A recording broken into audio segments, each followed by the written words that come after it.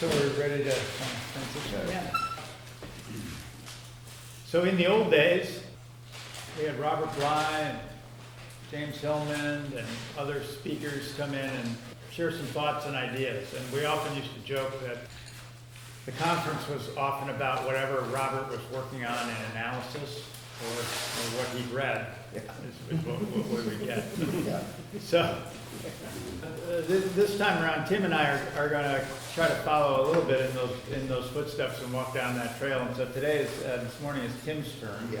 He's written a little booklet, a little essay piece, and he's going to share some of the ideas from that on the spiral and the handout. And you take it away. Yeah. So a few years ago, Walt and I were both reading the same book called The Memory Code by Lynn Kelly. She's an anthropologist, archaeologist from Australia, and she was talking about the Stonehenge circles, and, all the stone circles in the British Isles. I was thinking about the medicine circles that we have here, the medicine wheels, and I thought, well, there's got to be some correlation here. Different indigenous people, my people were from Ireland. You know, if what Lynn Kelly is saying, those stone circles were not merely for astronomical scientific investigation and keeping track of where the sun, they were mnemonic devices to help teach for personal development.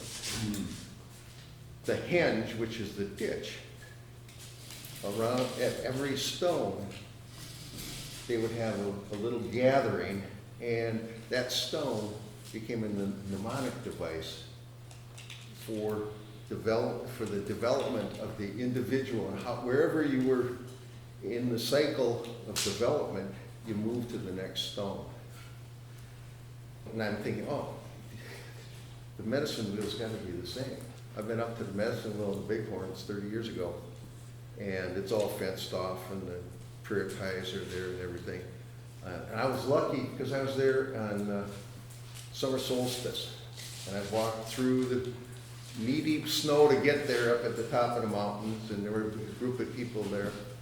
And I got up there, and I'm standing looking over the stones, and I get angry because there's a band of clouds on the horizon, so I'm not going to see the sun come up and align with the proper stone. And my wife and my son were going to meet me up there, and as soon as they got there, the sun popped over the bank of clouds, right when my wife and son came up to me, and it aligned right with the proper stone. So I felt extremely blessed. In those days, I was just starting to feel the power of synchronicity and purpose. That affected me. And I'm thinking about all these Irish stone circles, and I visited a number when I was in England and Wales, the Stonehenge, Avebury, which is even bigger, half a mile diameter.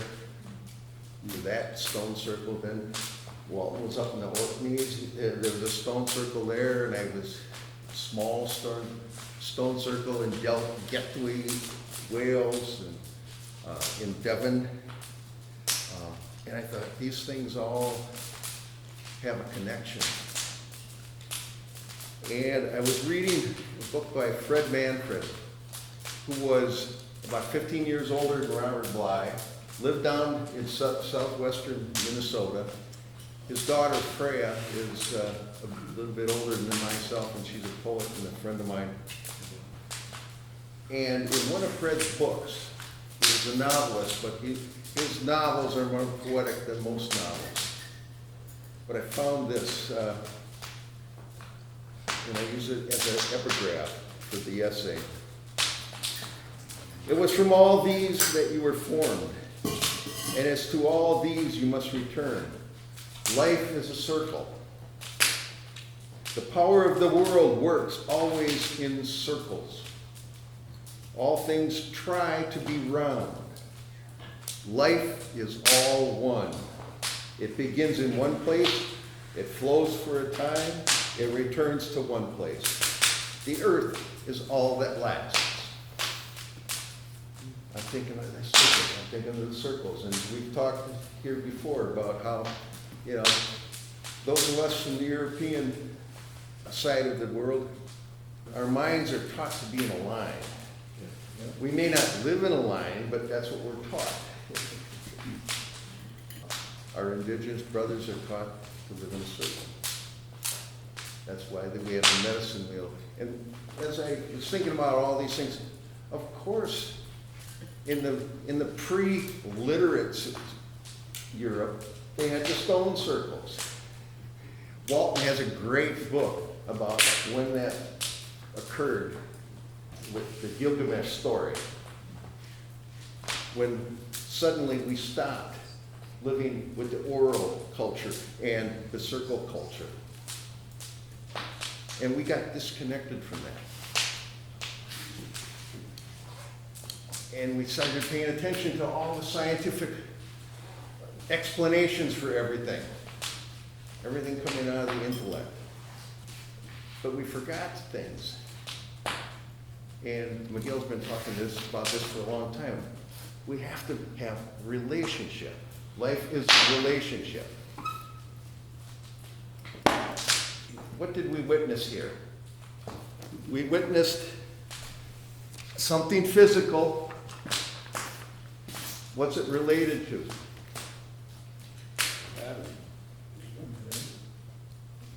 Did you see gravity? It's invisible, right? The relationship between the physical and the invisible.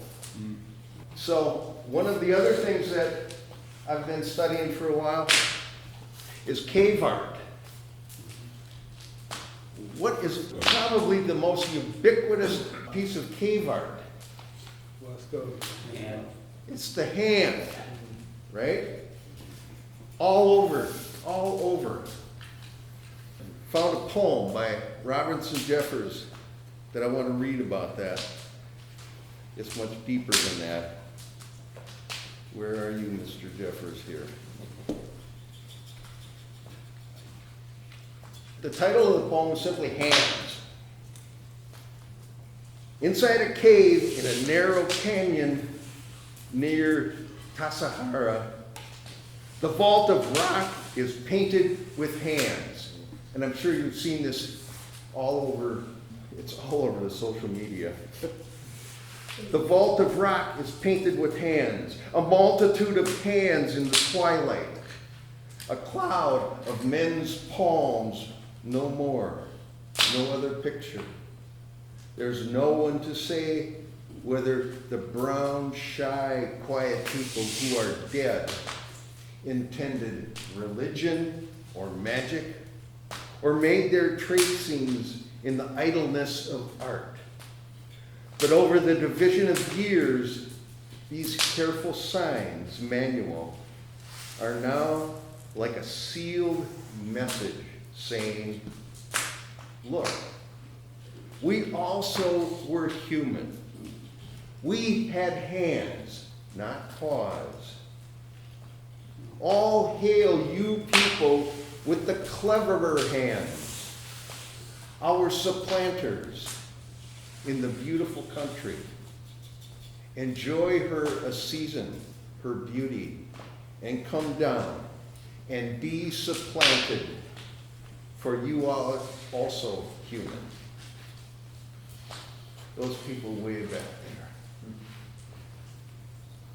So what did they use the hand, the human hand?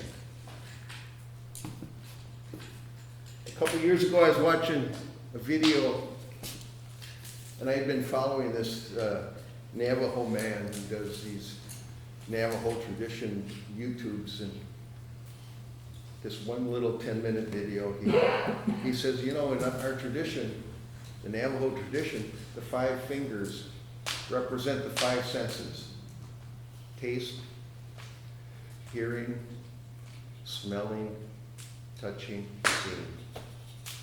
He said, but you look at the hand, what represents the spaces between? There are 4 invisible senses. And I can't talk about that here. I have to go into the Hogan or into a teaching place. And I thought, because as a poet, that's one of the most important things, is to pay attention to what is not there. You look at the trees, look at the spaces between the leaves, not just at the leaves. In music, the sound of the rhythm is a combination of sound and silence. It's what's not there. It's the rhythms that differ. And we all have different rhythms. Each one of us has different things happening. I took that as a challenge from Mr. Wally Brown, the Navajo elder. And I thought, okay, I'm 70 years old. I've had a fairly rich life experience. I've read, I've studied, I have personal experience. How would I define the invisible senses? This is my explanation of my experience. You may have different labels, different ways of explaining it, but this is what I came up with. There are 4 invisible senses. And the first invisible sense is simply awareness. Simply awareness. I've been reading a student of P.D. Ouspensky, Hugh Brockwell Rittman. In one of his books, he calls that awareness the silent witness. The silent witness. Babies have that. They come into the world with their silent witness. The second invisible sense is I've called drive. There is something innate in us that pushes us forward. There's something that wants us to keep moving in life. It is life. That drive. The third, and I use this because of raising my kids. Little kids, they want to move. They want to move. They want to crawl. And once they crawl, they want to drop. They want to walk. There's something pushing them inside. When that first time when they start walking and you're holding their fingers, their chubby little legs are moving. What do they want? What's the thing that they strive for? Balance. And balance is the third invisible sense. Awareness moves to drive. Drive then moves toward this sense of balance. But what does a baby or a little kid do after they've made those first steps? They go up to the hassock or they come to daddy or mom and they beam. They have this sense of awe. Look at this. Look what happens when you get balance. Everything is awesome. And you can feel it in their face when they look at you. That sense of awe is the fourth invisible sense. Awe is, what did we call it? An aesthetic arrest, which is a complicated word for awe. Yeah. Right?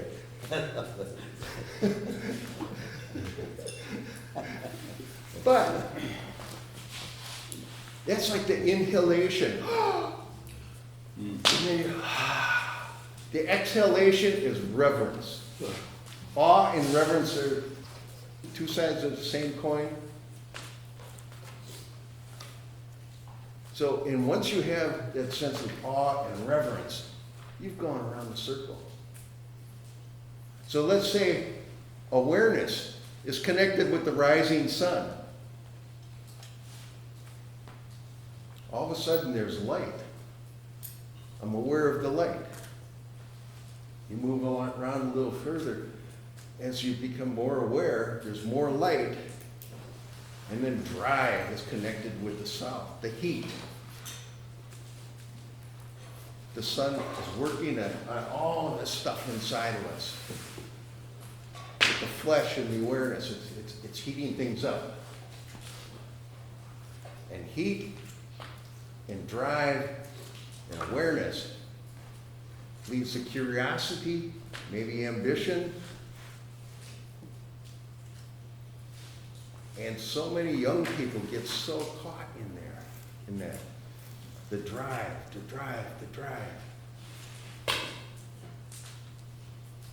And if you don't move toward a sense of balance, if you don't follow that innate sense of balance, you get stuck.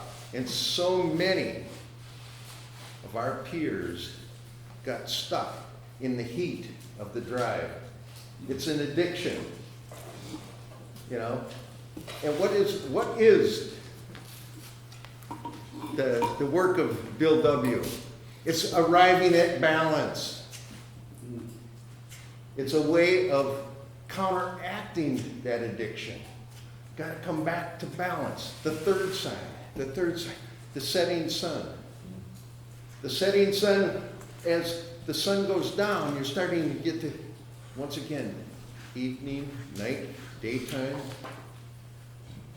And when you have a sense of balance, and you're starting to see the sun go down in the west, we have a primeval fear in us. It goes way, way back. But as the sun sets and you're still there, you're still feeling your sense of balance, and you watch the sun go down, all of a sudden, this miracle of stars occurs above you. The Milky Way, the moon, the changing patterns. It's like, oh my God, how much beauty. And of course, in the darkness, your physical senses are in some ways diminished. Especially for us in the West, and out of European traditions, it's our eyes. You know, 90% of what we take in comes through our eyes. And then they lose that. And suddenly you have reverence. And when you have reverence, there's a desire to worship. There's a desire to express gratitude. And this is not worship for give me more. This is like, wow. This is a miraculous, wonderful place to be right now. It's beautiful. And as you start feeling that primeval fear dissipates. But the sun comes up, so now you have new awareness coming through.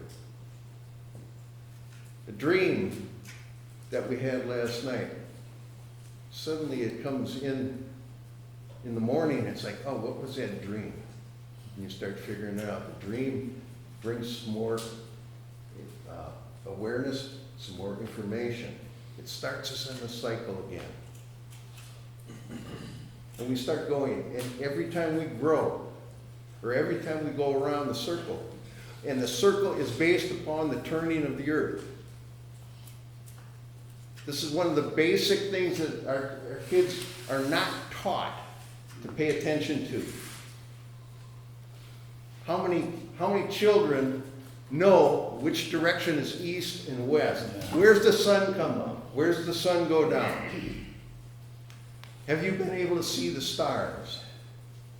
Our education system is eliminating that. What we need is we need to take the little 2-year-old out and say, oh, here comes the sun. Look how pretty that is. You feel the warmth coming, and at night, take it out, watch the sunset. Look at the beautiful red clouds.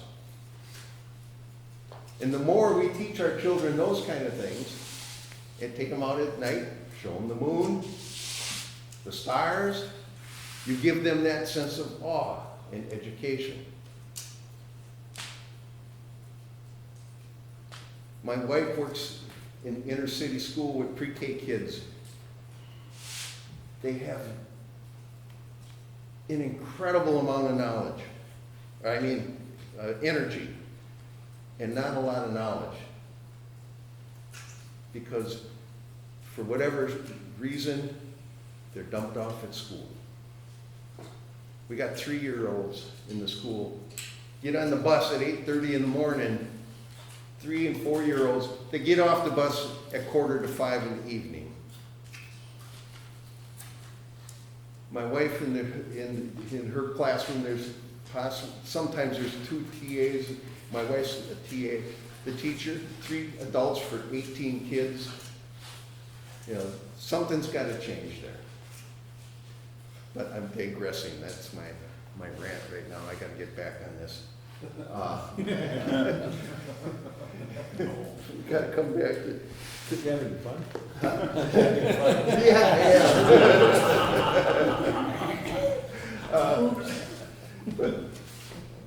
So as we follow the invisible senses and they connect with the physical senses, you know, we develop.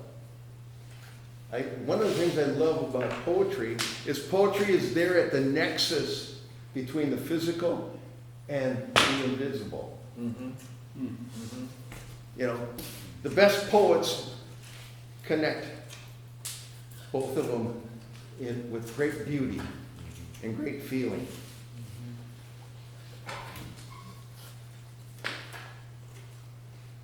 If we continue the cycle, every day we learn something new. Every day we go around the circle.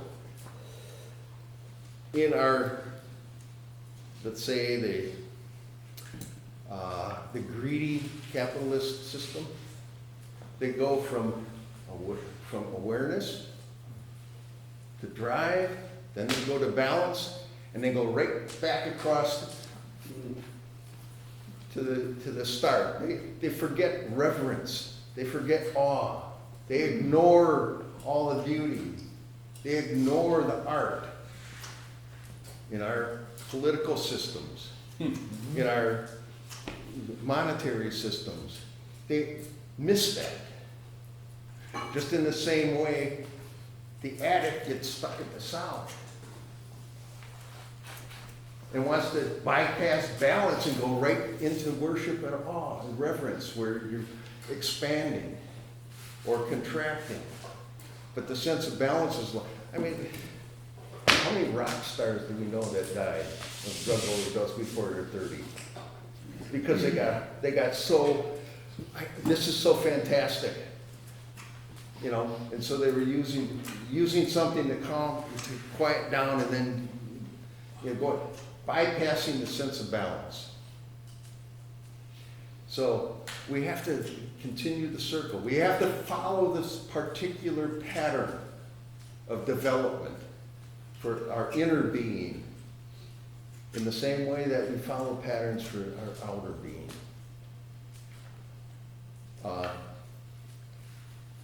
In this little booklet, I introduce how I came about this. I'm not going to go through that. I want to talk a little bit about continuing the circle and how all of this is connected with what we talked about, and Miguel has repeated this over and over every time we meet. You know, we live and work and exist in circles. What did we do before we came across the gateway? Miguel is going around in the circle. That's what we do all the time. every day. Honoring through the circulation, all of these different directions.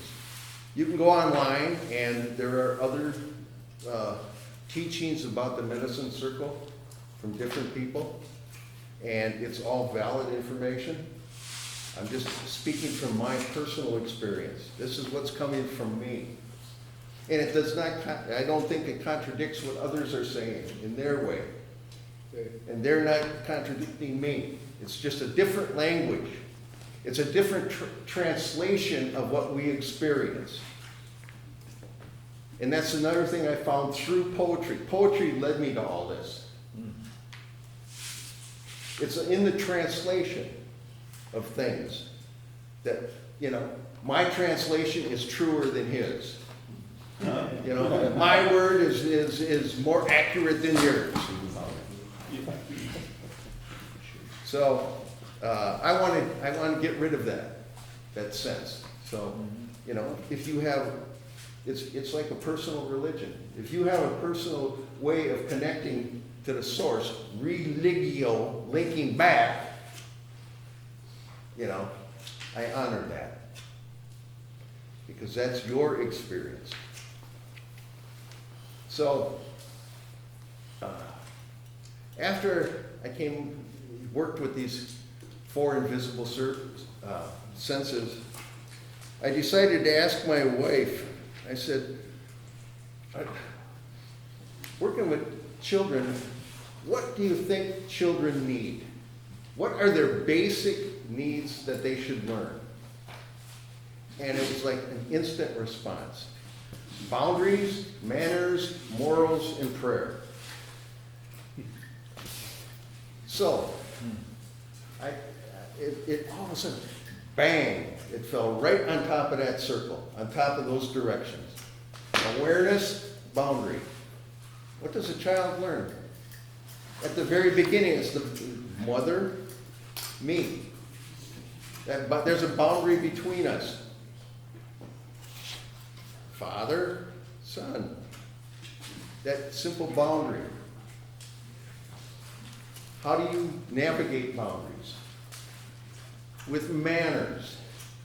Manners don't mean you care for that other person, but you navigate with manners. Manners are in the South. It's with the heat. I used to work at the Red Ring Correctional Facility, and one of the most common things that we had to teach kids when they first came in is to say, please. Thank you. Thank you. That simple thing of respect and acknowledging the boundary. And they'd say, well, what do I need that for? You know, it's like, you know, manners are like the lubricant, like the oil in your car engine. You know, they make things go a little smoother.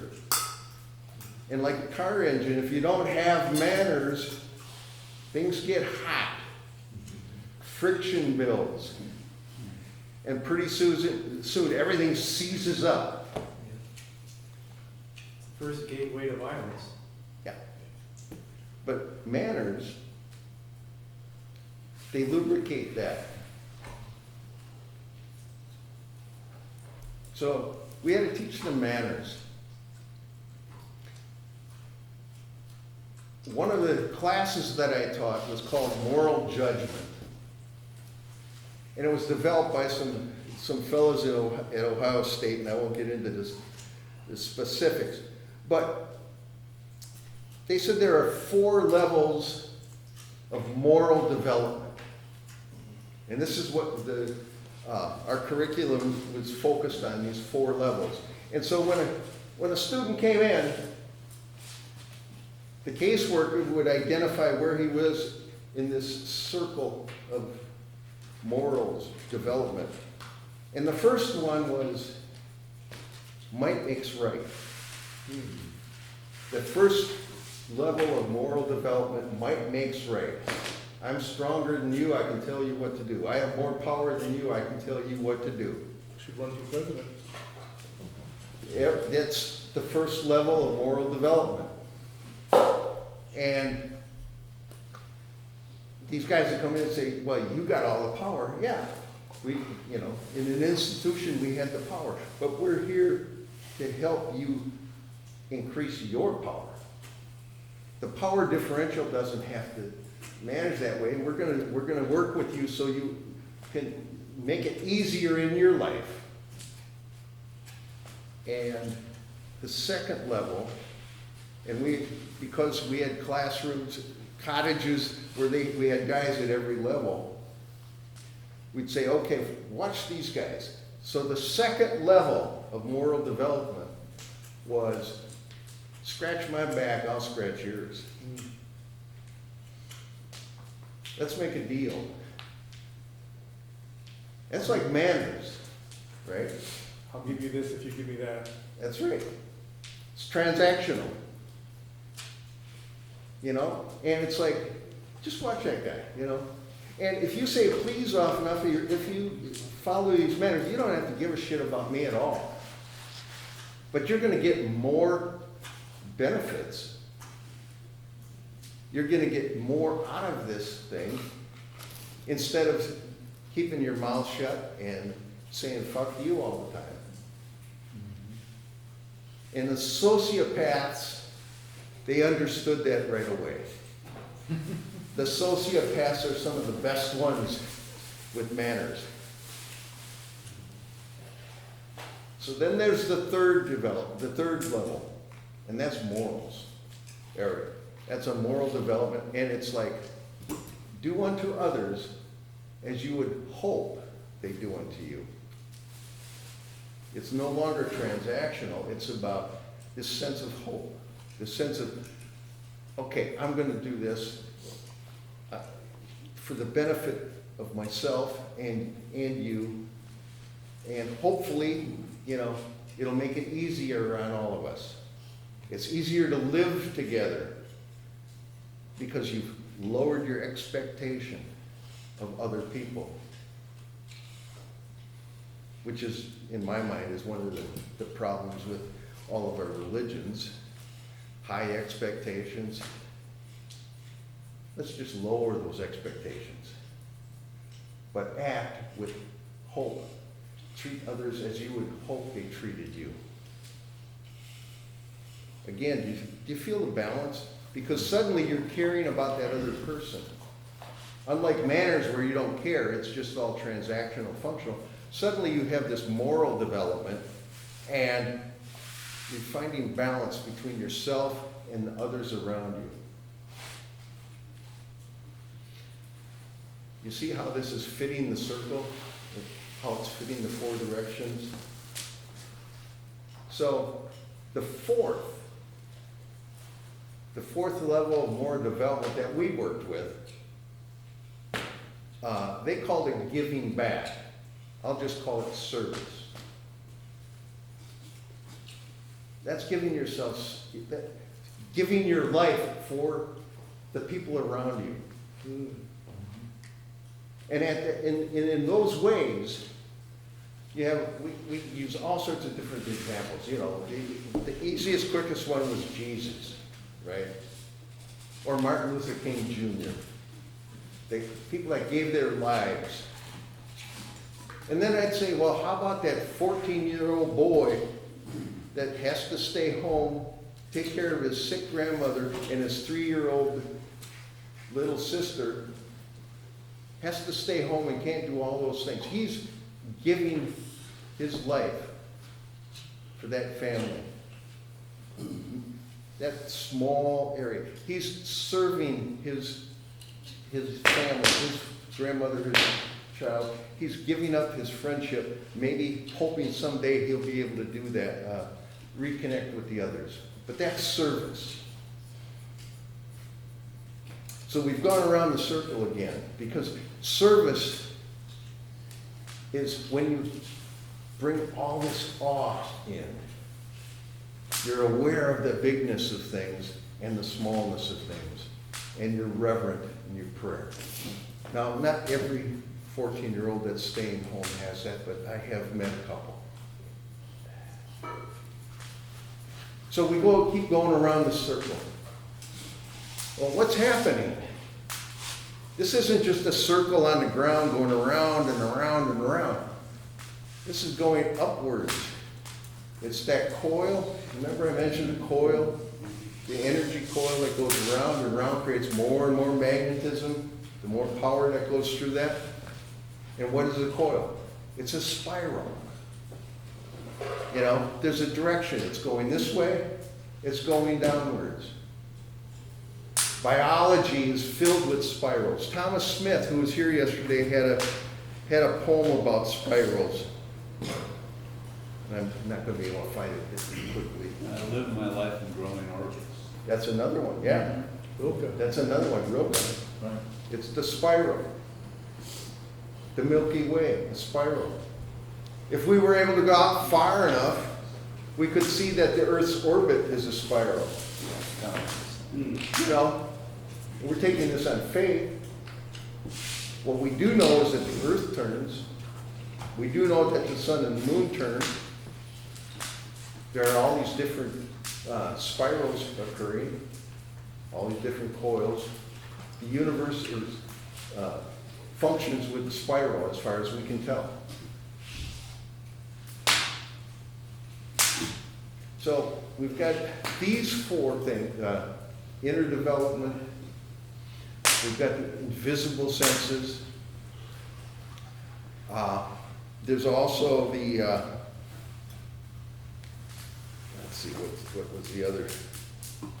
I'm getting caught up in my own,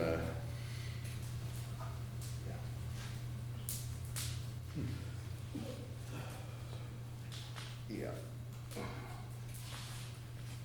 So then, last spring we did a poetry conference here, and I talked about, in 1990, Robert Bly, he was working on this, and he came to our little short conference that year, and he said, yeah, I've been working on this. There's four types of thinking that I'm working with.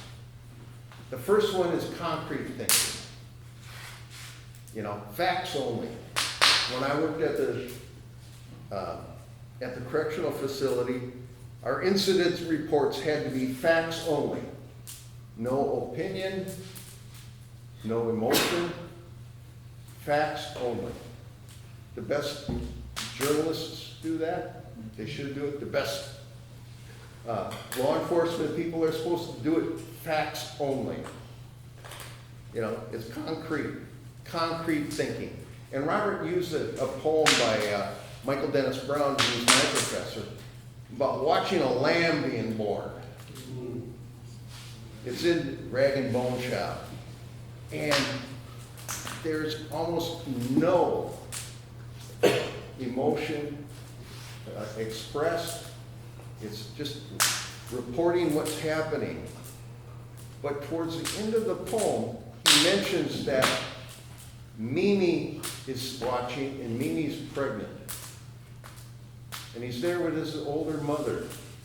And so you have the sense of time, the sense of movement.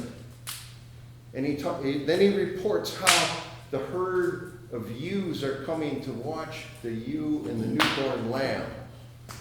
And so you're starting to get this wider sense of community.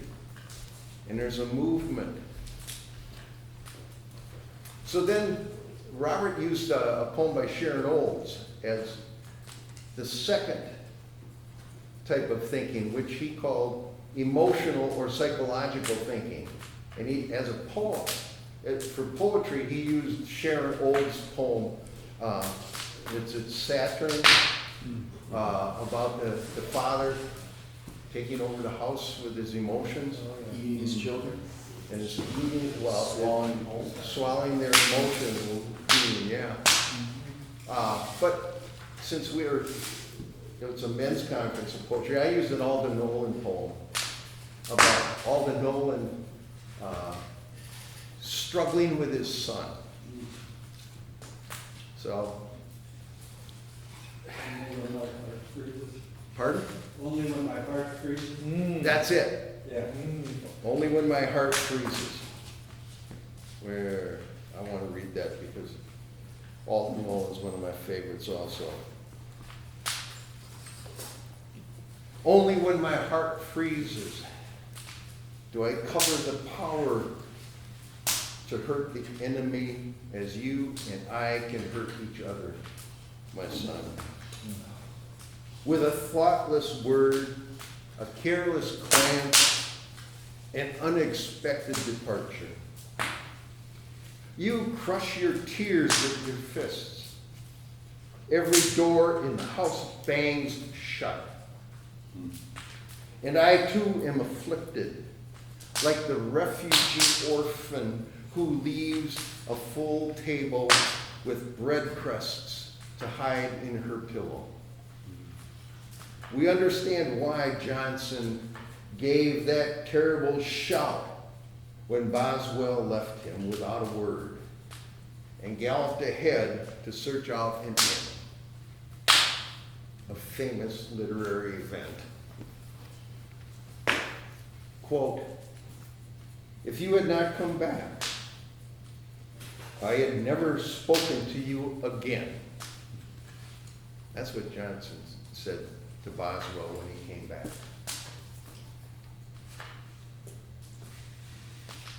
The pair of them, half mad like you and me, and night falling in a strange and wild country. That poem just is loaded with all of that emotion. And the way he uses his language. Poetry has brought me to these places. I write as a poet, not as a scientist, not as a theologian.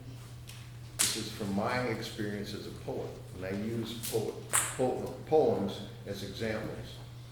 So we're talking about the emotional thing, the emotional in the South, the heat that comes within families, the emotional way of thinking. And so many of us get stuck right there. The next level of thinking that Robert brought was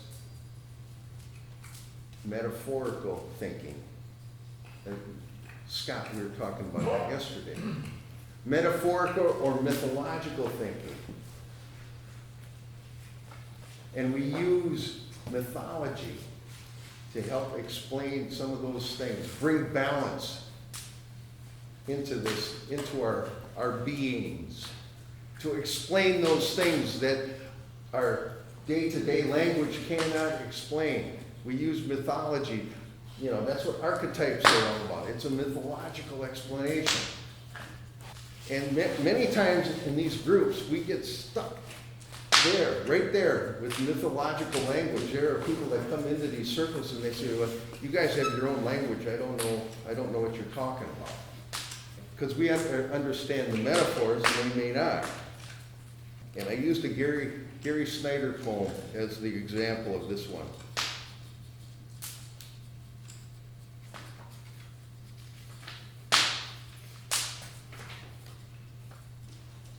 This is one of Gary Snyder's poems called Old Woman Speaks. Or no, Old Woman Nature. Old Woman Nature naturally has a bag of bones tucked away somewhere. A whole room full of bones. A scattering of hair and cartilage, bits in the woods. A fox scat with hair and a tooth in it.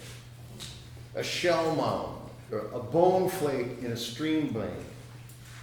A purring cat crunching the mouse head first, eating down toward the tail.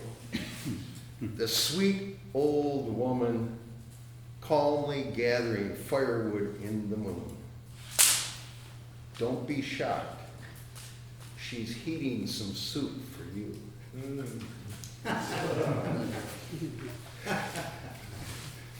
Oh, Mother Nature.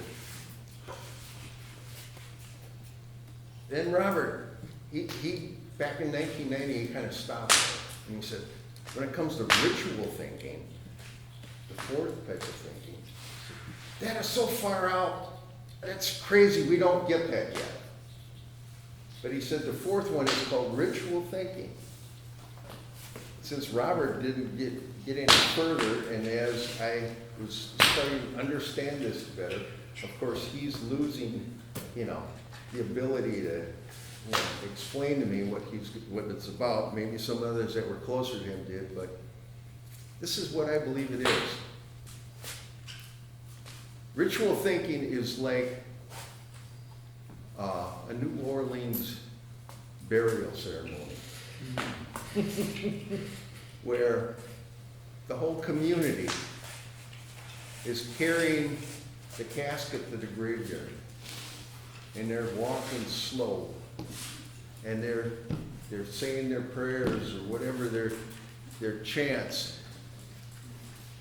and they're moving down slowly, and the drum is beating, but it's synchronized movement as they go to the cemetery. Then they put the corpse in the mausoleum. And then they start coming back. And now it's that second line beat. And it's fast. And they're moving and they're really dancing. And they're dancing all the way back to get the food. And there's different songs and different lyrics compared to when they were moving toward that. So the entire ceremony is about ritual thinking. Their bodies are thinking as they dance. Their emotions are thinking because they're dealing with grief and joy and sadness, all of that. They're in the concrete world. They're putting a coffin in a concrete mausoleum.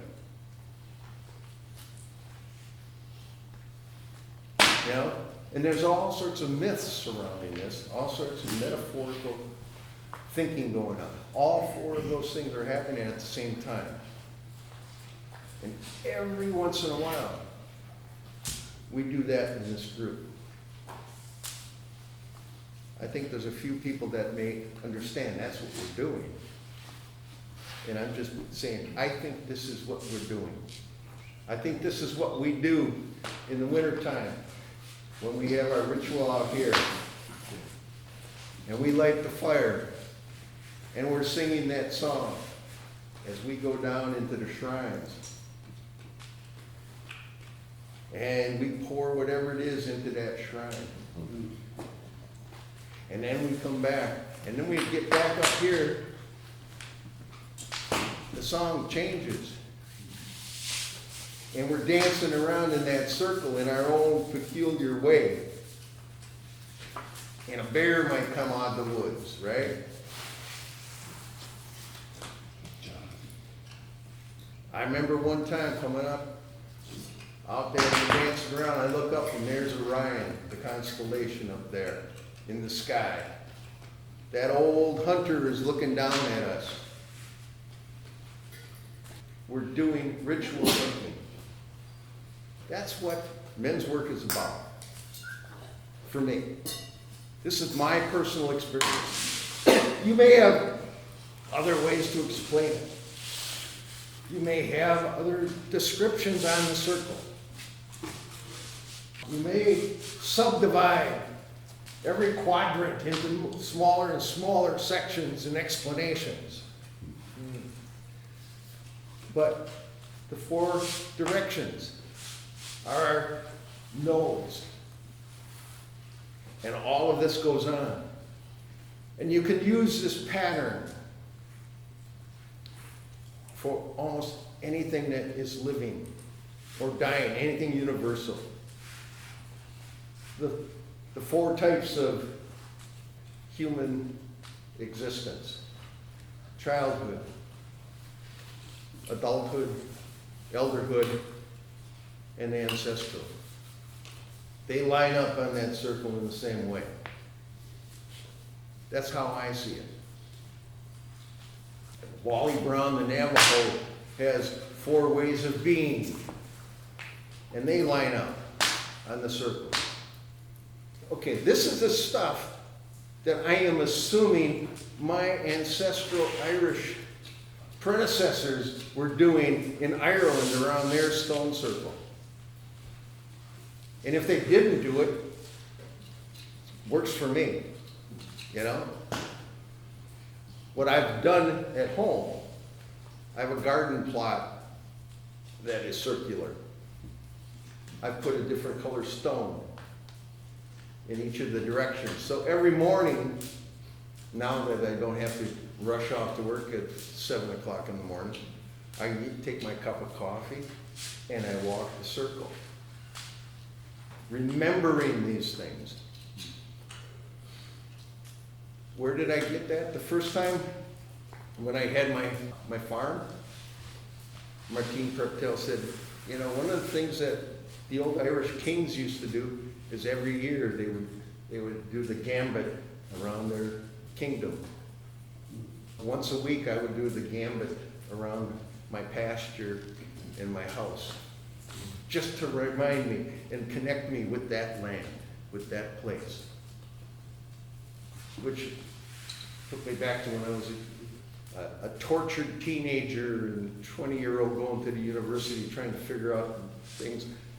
What I did then, and I didn't know I was doing it, I didn't have this purpose, is before I'd go to school, I'd go and I'd walk around Como Lake, do the circle around Como Lake. And I did that for years because my body needed to discharge some of that anxiety and some of that stress before I went off to do work or school. In a circle, in a spiral. It was a circle. Yeah. What I've been thinking about, what I've been working on, trying to put all this stuff together, this comes out of my background, my personal experience. When I was a little altar boy, 9 years old, I became fascinated with the circularity of the ecclesiastical year and how every different season had a different color for the vestments. I didn't suffer the abuses others have. You know, I was blessed. And when I was a little 10-year-old, 12-year-old, whatever age I was, kneeling near the tabernacle, I could feel something. I don't want to discount that. I'm not going to let all those abusers ruin that memory, those memories for me. And then when I started thinking about medicine circles and stone circles, I went back to the cathedral in St. Paul. And I went and sat in the middle on it during the day, and I looked up, and in the 4 cardinal directions, you got the eagle, the bull, the lion, and the man. The 4 evangelists, even the Catholic Church, has their circle and their dome. And it's there, and it's been misused by others who don't pay attention.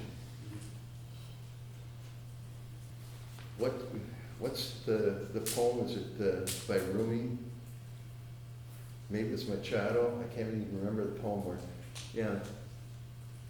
The most important word by Jesus was awake. Wake up. All my words are one word. Wake up. That's it. Yeah. And so we're all waking up in different places. We're all at a different age. We're all at different, come from different places, but our bodies are waking up. We saw that happen in a few individuals here yesterday. Their bodies woke up in ways they hadn't awakened before. Our minds are awakening in different ways. All my words are that. Wake up. Thanks, guys.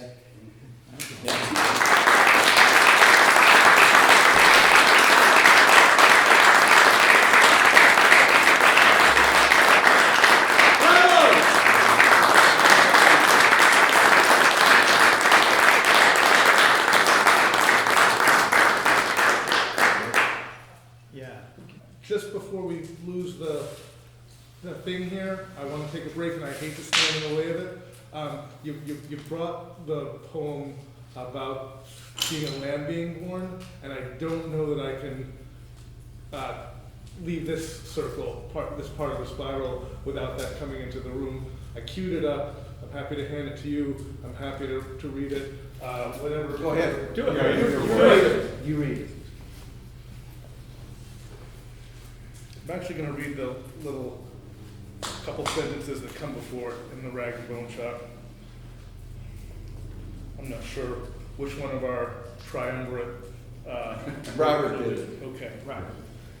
For some men, what animals do and what we do with them kindles sympathy with all things, a response that says, in the animal kingdom, we are all part of one another. Besides, animals teach us careful observation, a body attentiveness such as they show each other. Here, the verb to see repeats 28 times. Notice too how the poet's observation of the event becomes participation in the event. Data becomes experience, Yep. becomes emotion Yep. in the magic of poetry. So louder, please. Yes, sir. Which includes everybody present, the communal circle, and there is no I. Lamb. Saw a lamb being born. Saw the shepherd chase and grab a big ewe, and dump her on her side. Saw him rub some stuff from a bottle on his hands. Saw him bend and reach in. Heard 2 cries from the ewe. 2 sharp, quick cries like high grunts. Saw him pull out a slack white package. Saw him lay it on the ground. Saw him kneel and take his teeth to the cord. Saw him slap the package around. Saw it not move. Saw him bend and put his mouth to it and blow.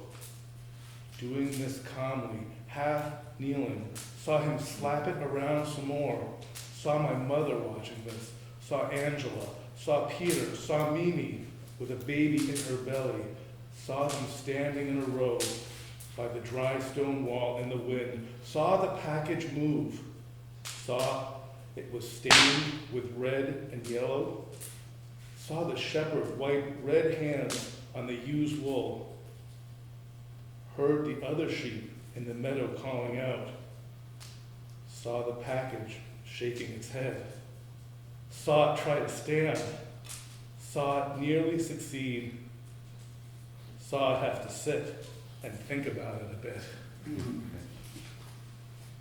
Saw a new creature's first moments of thinking. Felt the chill blowing through me. Heard the shepherd say, "Good day for lambing, wind dries them out."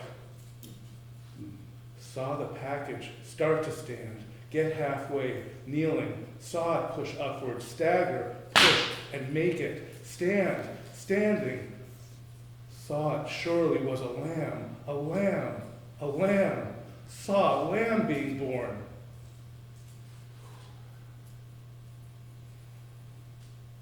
Michael Dennis Brown. Yeah. Yeah. Thank you. Yeah.